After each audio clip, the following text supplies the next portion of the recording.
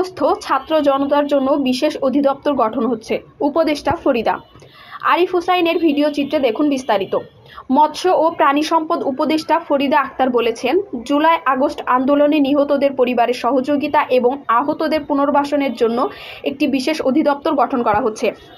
বুধবার ঝিনাইদহের শৈলকুপা উপজেলার হরিহরা সরকারি প্রাথমিক বিদ্যালয় মাঠে খামারি পরিষদ আয়োজিত খামারি সমাবেশে প্রধান অতিথির বক্তব্যে একথা জানান তিনি। আরও বলেন, মুক্তিযুদ্ধ মন্ত্রণালয়ের অধীনে এ অধিদপ্তর কার্যক্রম পরিচালনা করবে এবং বৈষম্য বিরোধী আন্দোলনে ক্ষতিগ্রস্তদের সহযোগিতা নিশ্চিত করবে। ফরিদা আক্তার জানান, অধিদপ্তরের মাধ্যমে অন্যান্য সরকারি দপ্তরের সাহায্য নিহত আহতদের কাছে পৌঁছে দেওয়া হবে। এ সময় তিনি বিলবাউরের ইজারা প্রসঙ্গে বলেন, প্রকৃত মৎস্যজীবীদেরকে ইজারা দেওয়ার কথা উল্লেখ করে তিনি জেলা প্রশাসক ও উপজেলা নির্বাহী কর্মকর্তাদের সতর্ক থাকার আহ্বান জানান।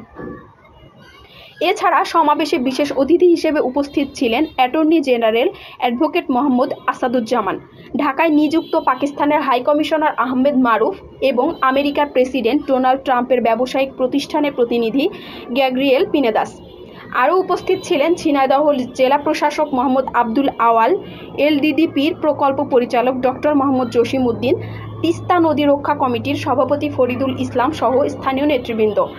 এ সমাবেশে বিভিন্ন খামারি ও স্থানীয় জনগণের সমস্যা এবং সরকারের সহায়তা নিয়ে আলোচনা করা হয়।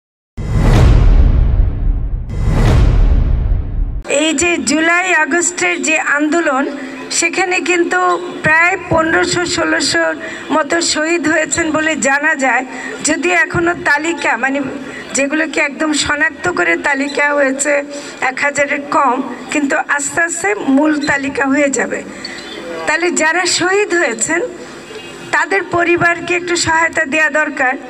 যারা আহত হয়েছেন, আহত মানে হাত নাই, পা নাই, চোখ নাই, এমনকি হয়তো এমনভাবে পুলিশ মেরেছে যে মেরুদণ্ড ভেঙে দিয়েছে, হয়তো কোনো মতে হাঁটতে পারে কিন্তু তারা কাজ করতে পারবে না। তো সেদিক থেকে শহীদ পরিবার এবং আহতদের জন্য একটা পুনর্বাসন কর্মসূচি, যেটা মুক্তিযোদ্ধা মন্ত্রণালয়ের অধীনে একটা বিশেষ অধিদপ্তর করা হচ্ছে, জুলাই আগস্ট অধিদপ্তর হিসেবে, সহায়তা অধিদপ্তর।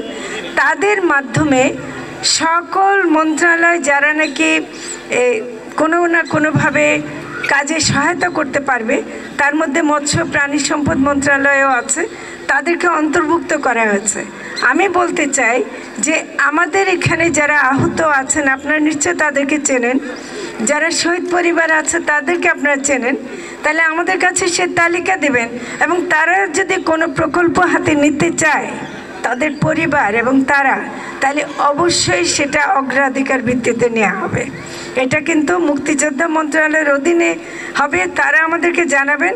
আপনারা আমাকে জানালো, আমি সেটা মুক্তিযোদ্ধা মন্ত্রণালয়কে দেব। তো কাজে এটা কিন্তু আমাদের একটা অত্যন্ত জরুরি কাজ, যেটা একেবারেই সম্প্রতি হয়েছে, আমরা সেটা করব। কারণ এই যে 6টা বাউর, এটা কথা কিন্তু ঢাকায় আমাদেরকে মৎস্য অধিদপ্তর থেকে আমাদেরকে এটা একটা প্রেজেন্টেশনের মাধ্যমে বলা হয়েছে এবং এটাতে আমরা যেটা মনে করি যে এটা খুবই অন্যায়, আমি একদম শব্দটা বলছি, এটা খুবই অন্যায় যে এই বাউরগুলোকে ভূমি মন্ত্রণালয় অমৎস্যজীবী বা মাছের কাজ ছাড়া অন্যদেরকে দিয়ে দেবে জাস্ট কিছু রাজস্বের জন্য। কত টাকা আমরা পাই, আমরা হিসাব করে দেখছি যে অত বেশি টাকা কিন্তু এই ইজারা থেকে আসে না, কিন্তু যাদের কাছ থেকে যাদেরকে দেয়া হয় না তারা কিন্তু না খেয়ে মরে, তাদের জীবন জীবিকা নষ্ট হয়। তো কাজেই আমরা এই ইজারার বিরুদ্ধে, মৎস্যজীবীদেরকে না দিয়ে বা জেলে যাদেরকে বলছেন তাদেরকে যদি না দিয়ে অন্য কাউকে শুধুমাত্র টাকার জন্য, জেলা প্রশাসক এখানে ইউএনও আছেন, আমি তাকেও বলবো এখানে যেন কোনো ইজারা অমৎস্যজীবীদের দেয়া না হয়। এটা আপনারা কিন্তু নিজেরাই এটাকে করবেন এবং এটা আমরা ঢাকায়ও এখন মন্ত্রণালয় পর্যায়ে কথা বলছি। আমরা প্রথম মিটিংটা করেছে, এখন এরপরে যে আইনি কোনো বাধা আছে কিনা বা নীতিগত কোনো বাধা আছে কিনা, জলমহলে একটা নীতি আছে, আমরা সেটা তো কিছু সংশোধন আনতে পারি কিনা এটা আমরা দেখব। High yield breeds of cows and buffaloes. I meant Sahiwal and the Friesian, which was mentioned before. And just let me quickly add here that we are also ready to export some breeds of high yield goats. I mean those that produce more meat, like goats and sheep. So if you think it's feasible for you or it's appropriate for you, you can also add the list the sheep and goats in your proposal. শুধু শাহিওয়াল বা Friesian নয়, আমরা উন্নত জাতের কিছু ভেড়া ও ছাগলও বাংলাদেশে এক্সপোর্ট এবং সহযোগিতা করতে পারি যদি আপনারা প্রস্তুত থাকেন।